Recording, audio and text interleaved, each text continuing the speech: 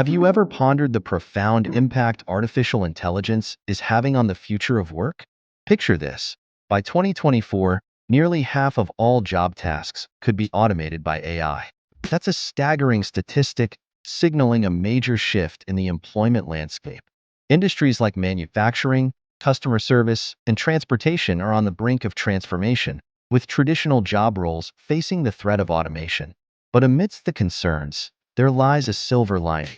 The rise of AI also presents new opportunities for those willing to adapt. The key to thriving in this evolving job market? Upskilling and reskilling. By embracing technological advancements and continuously learning, individuals can stay relevant and even excel in a world where AI plays a significant role. The future of work demands proactive measures.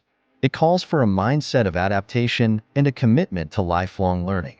As AI reshapes the employment landscape, it's crucial to equip ourselves with the skills needed to navigate these changes effectively. The power to shape our future lies in our ability to embrace innovation and stay ahead of the curve. So, as we stand at the crossroads of human potential and artificial intelligence, let's seize the opportunity to create a future where humans and AI work hand in hand towards a brighter tomorrow.